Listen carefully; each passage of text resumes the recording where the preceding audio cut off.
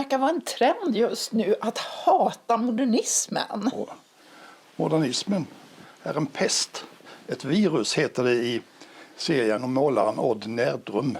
Och jag hörde Mark Levengood säga i tv att han hatar modernismen. Och senast hörde jag det i Klassiska klubben.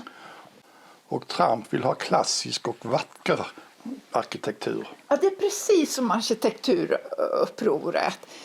Modernismen är ful.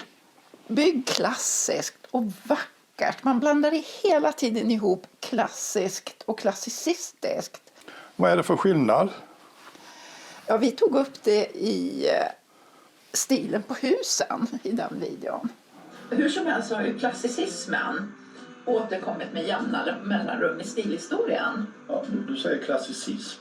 Är det samma sak som klassisk? Nej, klassicism det är just när man går tillbaka till antikens Grekland och Rom. Klassisk är något annat. Och när man hela tiden tjatar om klassisk är det som att man saknar språk. För man vill absolut inte tala om stilar. Du var ju så förtjust i Bobo Johansen som lärde ut konsten att se genom stilar. Ja, det var ju så mitt intresse för stilar började. Men när jag skrev min bok Alla tiders stil så var det någon som sa: du vet väl att stilar är obsolet, alltså något förlegat och förbjudet. Nu när jag läste den här boken, Farväl till funktionalismen, då förstod jag varför stilar har varit så förbjudet. Ja, varför då? Ja, Hans Asplund sågar ju modernismen i 10 egna ismer. Och i moralismen fann jag förklaringen. Modernismen satte ju upp massa förbud. Och bland annat ett förbud mot stilar. Museifolk och journalister har väl köpt resonemanget? Ja, men däremot odlar de ju begreppet design. Det kan man lägga in vad som helst i. Och egentligen borde jag kanske ha döpt min bok till Alla tiders design. Som Röhsska museets nya designavdelning som är indelad i obegripliga teman. Ja, egentligen borde jag ju hålla med de som hatar modernismen. Eftersom jag har ägnat så mycket tid åt stilar och stilhistoria. Men har du tänkt på en annan sak? Arkitekturupproret pratar bara om modernismen. Men Hans Asplund bara om funktionalismen. Är det någon skillnad?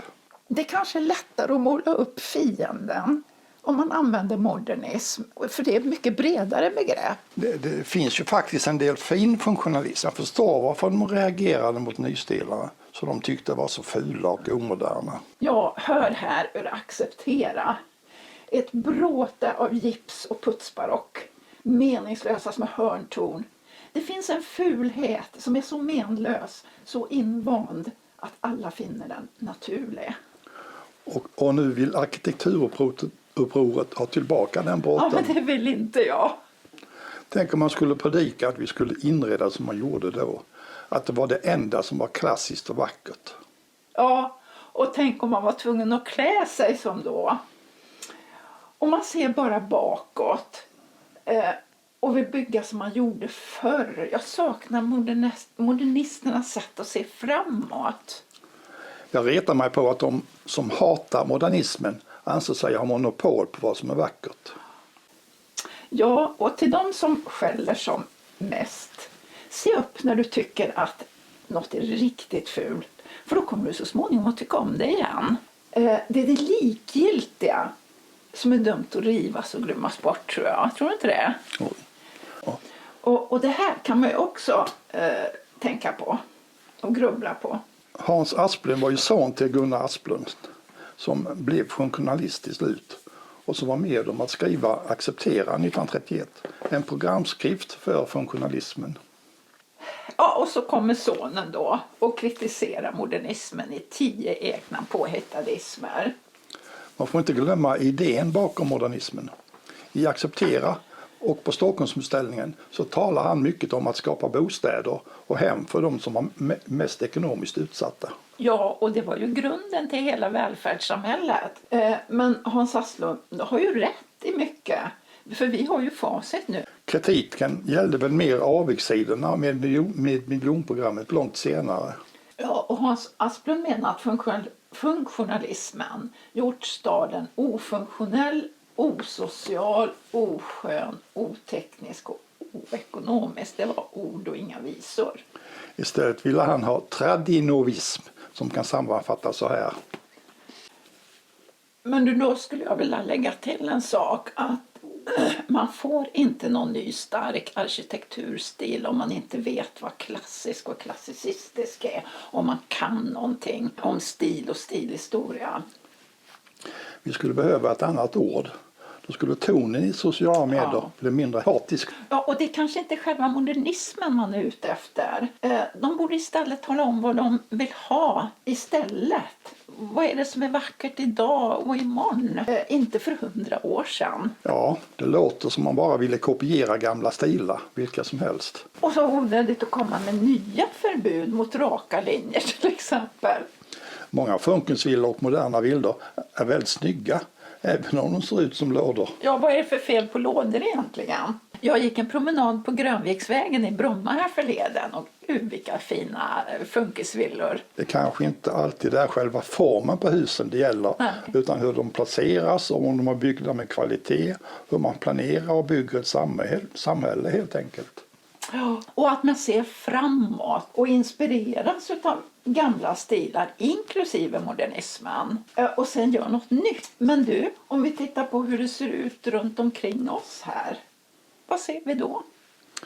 Jo, här i vardagsrummet är det finskt, danskt, norskt och svenskt, också naturligtvis IKEA. Och det mesta är ju ett resultat av modernismen. Modernismen kom nog mest till sin rätt när det gäller villor och inredning. Och fortfarande så ritar ju de flesta arkitekter villor med raka linjer och fönster från golv till tak.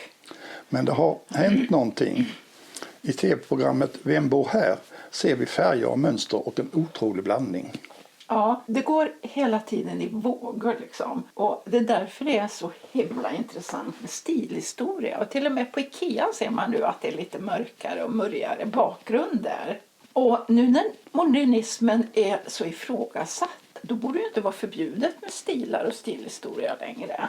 Men om jag hör arkitekturupproret ropa om vacker och klassisk en gång till, då skriker jag.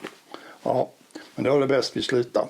Nu kan vi dra den sammanfattning av Hans Asplunds kritik. Ja, men det gör vi i en annan video så blir det inte så långt. Tack för oss.